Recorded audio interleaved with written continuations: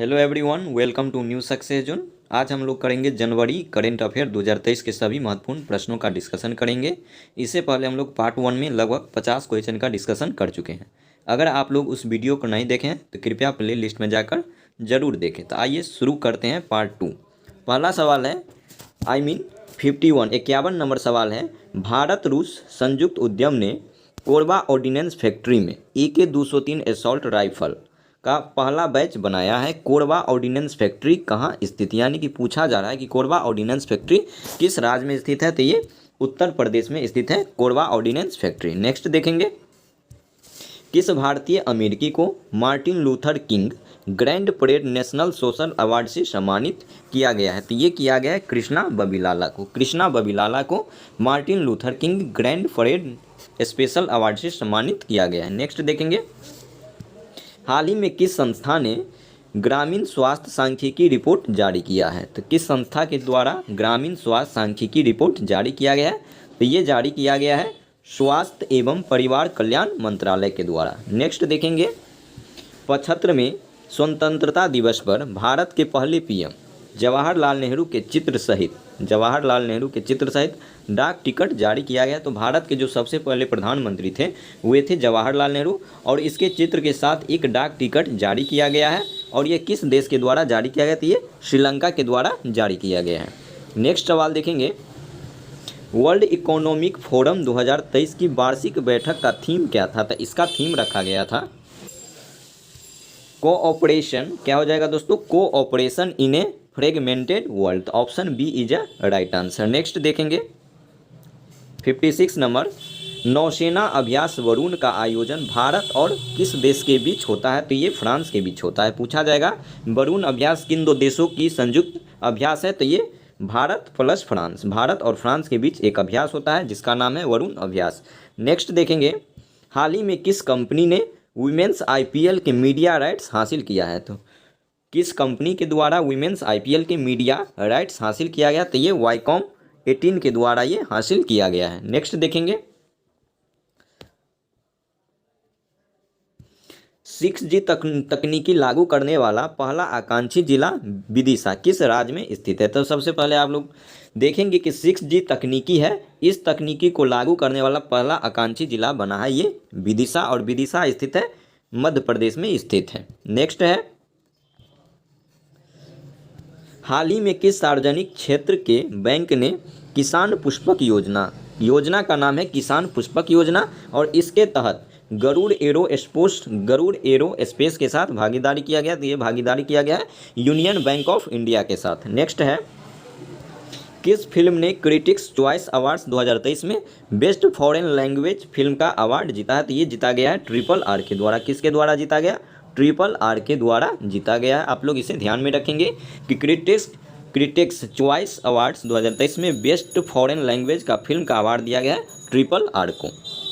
Next देखेंगे, किस संस्था ने 17वां वैश्विक जोखिम रिपोर्ट 2023 जारी किया गया है। तो ये जारी किया गया है विश्व आर्थिक मंच वर्ल्ड इकोनॉमिक फोरम के द्वारा 17 नंबर का वैश्विक जोखिम रिपोर्ट 2023 को जारी किया गया है। चलिए आइए नेक्स्ट सवाल पे आते हैं। नेक्स्ट सवाल है, हाल ही में किस देश की मशहूर सिंगर लीसा मैरी प्रेस्ली का निधन हो गया। तो ये मशहूर सिंगर थी USA की जिसका नाम था लीसा मैरी प्रेस्ली, और इसका हाल ही में निधन हो गया है। नेक्स्ट सवाल है, PM मोदी ने रिवर क्रूज गंगा MV विलास को हरी झंडी दिखाकर वाराणसी से रवाना किया है। यह यात्रा किस शहर में समाप्त हो जाएगा। तो यह यात्रा असम, यानी कि असम के डिब्रूगढ़ में इस यात्रा की समाप्ति हो जाएगी। शुरू कहाँ से हुआ था? वाराणसी से शुरू हुआ था।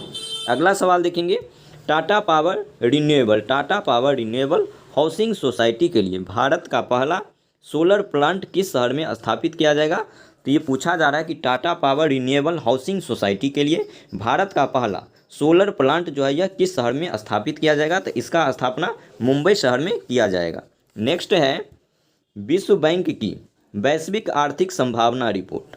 विश्व बैंक के द्वारा एक रिपोर्ट जारी किया गया जिसका नाम है वैश्विक आर्थिक संभावना रिपोर्ट। इसके अनुसार 2023-24 में भारत की जो अपेक्षित आर्थिक वृद्धि दर है वह कितना अनुमान लगाया गया। तो उसका अनुमान लगाया गया 6.6% अनुमान लगाया गया है।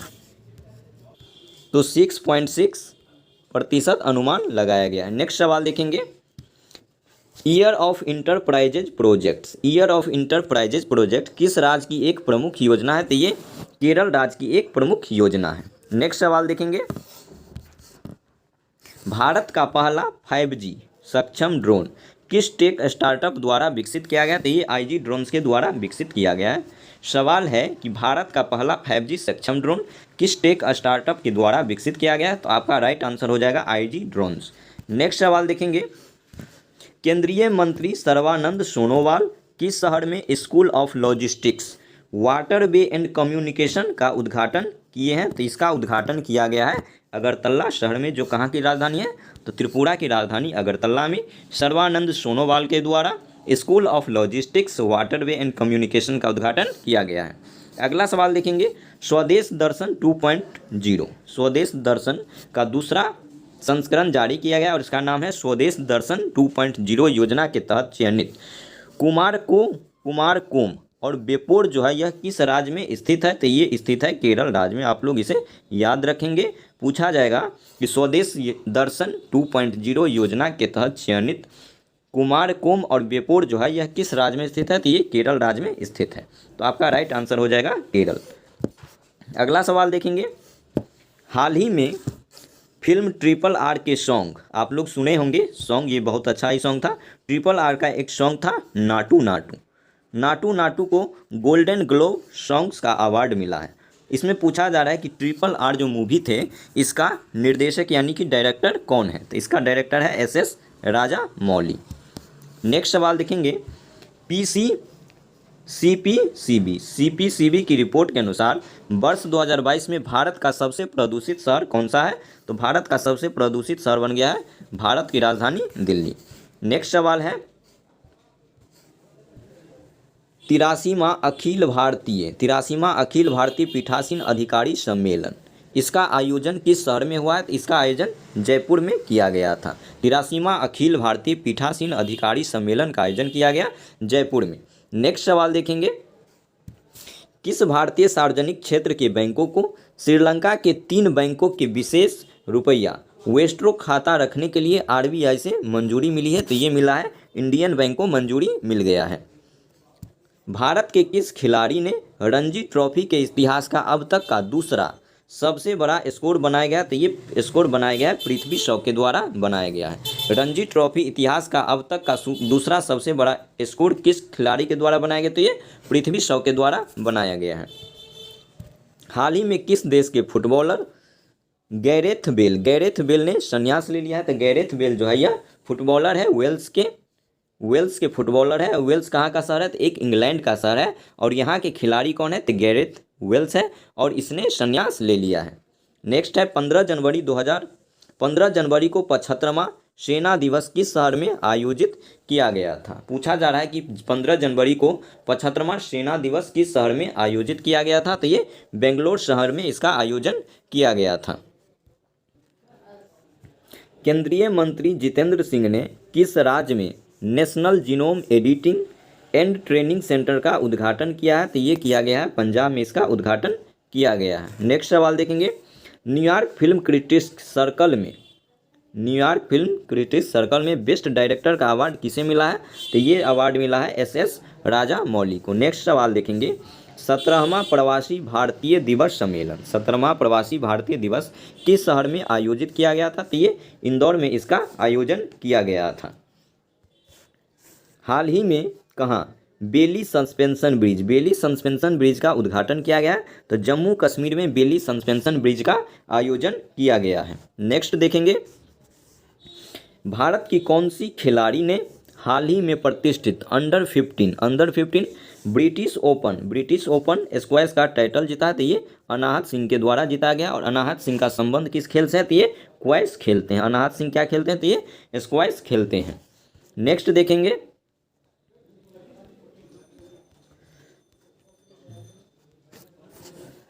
हाल ही में RBI कुल कितने करोड़ रुपए के सॉवरेन ग्रीन बॉन्ड जारी करने की घोषणा की है? तो ये घोषणा किया गया है 16,000 करोड़ रुपए की घोषणा किया गया है।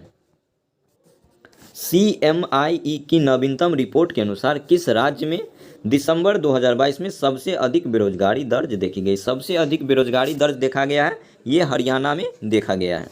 नेक्स्ट है, हाल ही में किस देश के पोखरण हवाई अड्डा में बड़ा हादसा हुआ है? तो नेपाल में है पोखरण हवाई अड्डा, और हाल ही में यहाँ बहुत बड़ा दुर्घटना हो गया है।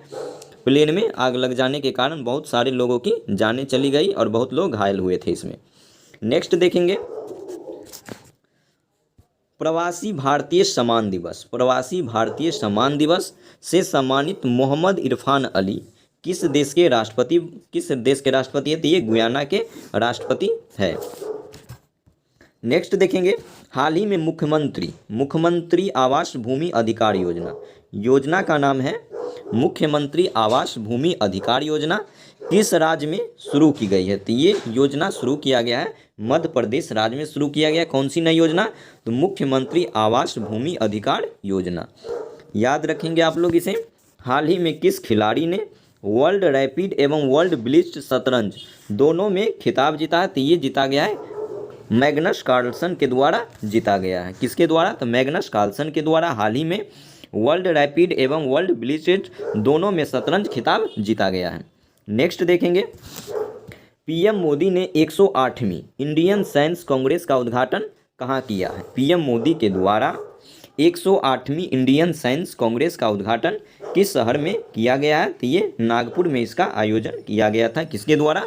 तो पीएम मोदी के द्वारा। नेक्स्ट है, भारतीय निर्वाचन आयोग ने वोटरों को जागरूक करने के लिए किसे बिहार का स्टेट आइकॉन नियुक्त किया गया? तो बिहार का स्टेट आइकॉन नियुक्त किया गया है मैथिली ठाकुर को नियुक्त किया गया है। नेक्स्ट देखेंगे,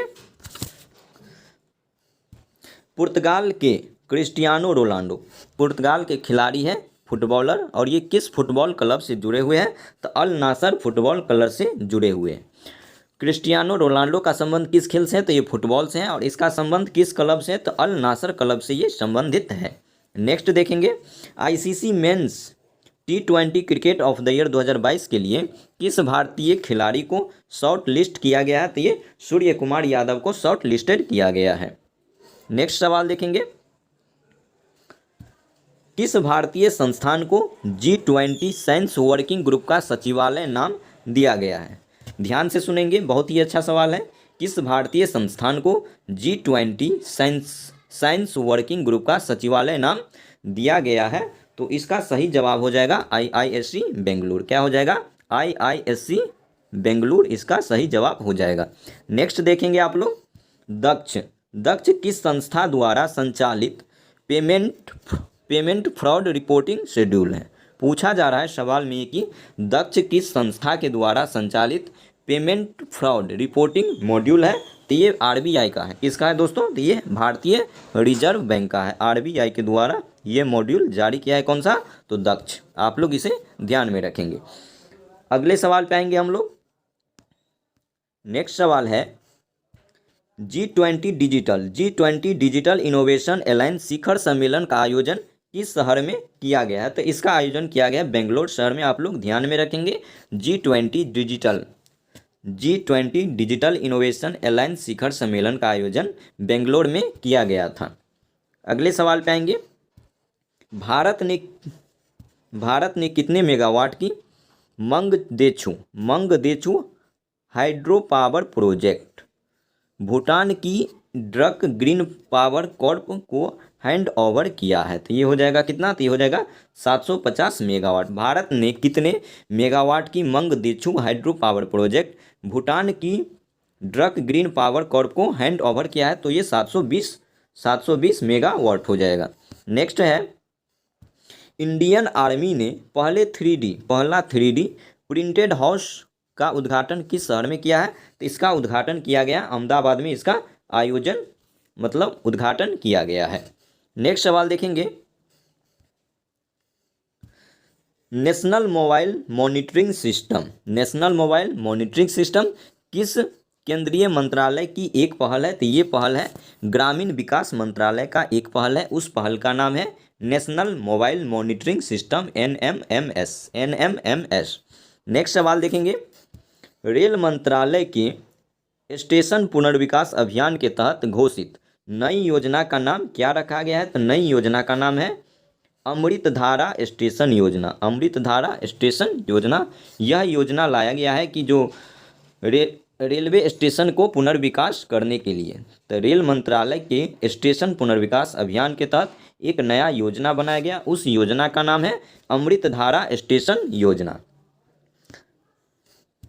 हाल ही में भारत की स्वतंत्रता की 75वीं वर्षगांठ के उपलक्ष्य में एक विशेष डाक सिक्का जारी किया गया है। हाल ही में किस देश ने हाल ही में भारत की स्वतंत्रता की 75वीं वर्षगांठ पर एक विशेष डाक सिक्का जारी किया गया? तो ये सर्बिया के द्वारा विशेष सिक्का जारी किया गया है। नेक्स्ट है ग्रीन मेथेनॉल। ग्रीन मेथेनॉल के कमर्शियल प्रोडक्शन की सुविधा के विकास के लिए एनटीपीसी ने किसके साथ एमओयू पर साइन किया है? तो एनटीपीसी ने किसके साथ एमओयू पर साइन किया है? तो ये किया गया है टेक्निकल ग्रुप के साथ एनटीपीसी ने हस्ताक्षर किया है। नेक्स्ट सवाल देखेंगे, सवाल नंबर 101। हाल ही में तीरंदाजी एशिया कप 2022 पदक तालिका में कौन सा देश शीर्ष पे रहा है? तो इसमें शीर्ष पे रहा अपना प्यारा भारत। आप लोग याद रखेंगे, हाल ही में तीरंदाजी एशिया कप 2022 हुआ है, इसमें शीर्ष पे कौन सा देश रहा? तो अपना प्यारा भारत।